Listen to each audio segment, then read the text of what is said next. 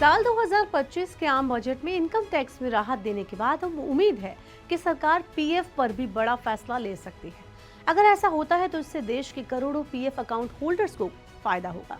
Budget में वित्त मंत्री ने 12 लाख रुपए तक की इनकम को टैक्स फ्री कर लोगों को बड़ी राहत दे दी। अब माना जा रहा है कि केंद्र सरकार पीएफ के मोर्चे पर भी लोगों को बड़ी राहत दे सकती है।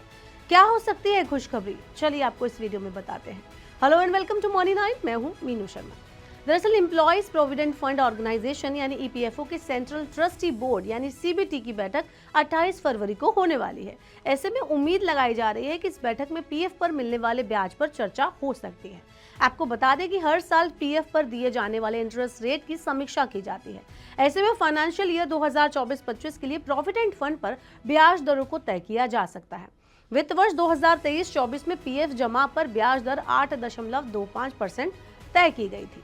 2022-23 में पीएफ पर ब्याज दर 8.15% थी।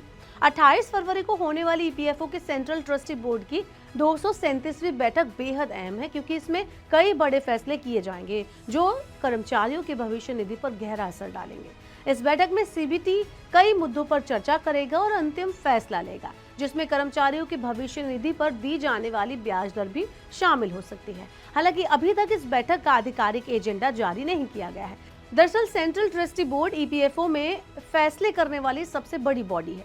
सीबीटी की इस मीटिंग की अगुवाई केंद्रीय श्रम और रोजगार मंत्री करेंगे।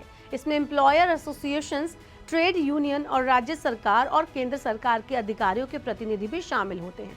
सीबीटी की पिछली बैठक 30 नवंबर 2024 को हुई थी, जिसमें यह फैसला लिया गया था कि फुल एंड फाइनल सेटलमेंट तक सदस्य को ब्याज का भुगतान किया जाएगा। इस फैसले से किसी भी कर्मचारी का फुल एंड फाइनल सेटलमेंट तो जल्द हो पाएगा।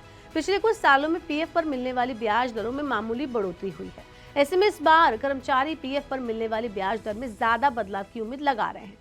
आपको बता दें कि पीएफ पर ब्याज देने की शुरुआत 1952 से शुरू हुई थी। उस टाइम पर पीएफ में जमा पैसे पर 3% की दर से ब्याज दिया जाता था। हालांकि इसके बाद इसमें बढ़ोतरी होती गई। 1972 में ये 6%, 1984 में ये पहली बार 10% के ऊपर हो गई। पीएफ धारकों के लिए सबसे अच्छा टाइम 1989 से 1999 तक का रहा, जब इस दौरान पीएफ पर 12% का ब्याज दिया जाता था। इसके बाद ब्याज दर में गिरावट आनी शुरू हो गई। 1999 के बाद ब्याज दर कभी भी 10% के करीब नहीं पहुंची। 2001 के बाद से ये 9.50% यानी 9.5% के नीचे जा रही है।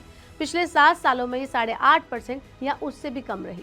मौजूदा दर 8.25% है। ऐसे में उम्मीद की जा रही है कि एक बार फिर से कर्मचारियों को राहत देते हुए इसे बढ़ाया जा सकता है। अगर ब्याज दर में बढ़ोतरी होती है तो इससे कर्मचारियों की बचत बढ़ जाएगी और कर्मचारी ज्यादा से ज्यादा पैसा पीएफ में जमा करवाएंगे, जिससे उनके भविष्य के लिए मोटा फंड इकट्ठा करने में उनको मदद मिले।